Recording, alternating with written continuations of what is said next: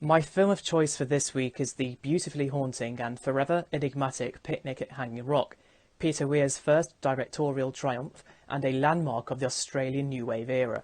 Adapted from Joan Lindsay's 1967 novel, the film centres on a group of schoolgirls and their teacher who disappear in 1900 seemingly without a trace while visiting the titular Hanging Rock.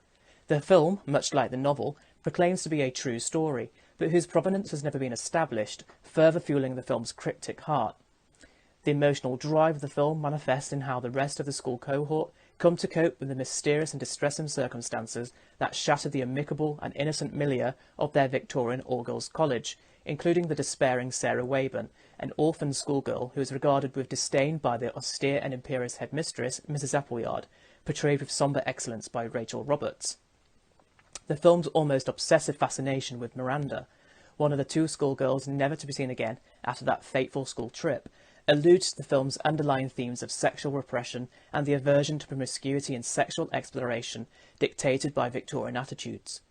The hints of unexplored sexuality permeate the film, coalescing with the violence of enforced sexual propriety and the void left by the vanished party. Weir is meticulous in this choreography, and his realisation is compelling.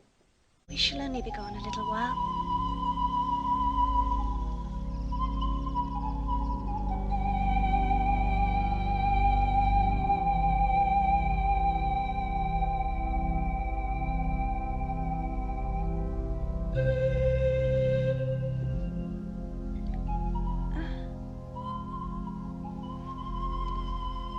Now I know. What do you know? I know that Miranda is a Botticelli angel. The film's poetic, dreamlike quality is heavily indebted to cinematographer Russell Boyd, who draped bridal veils of various thicknesses over his camera lenses to produce soft focus images like that of an impressionist painting. Boyd would go on to win a BAFTA award for his exquisite cinematography.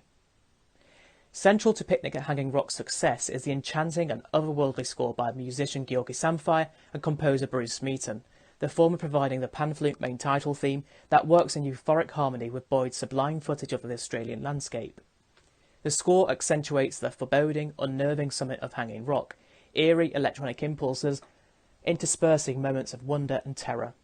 And of course the highlight is the wonderful jugged piano piece that accompanies the schoolgirls' ascent of the rock, the disconcerting changes in key reflecting the irregular events that are about to befall the party. Picnic at Hanging Rock is perhaps the Australian film, because it epitomises the Australian consciousness like no other.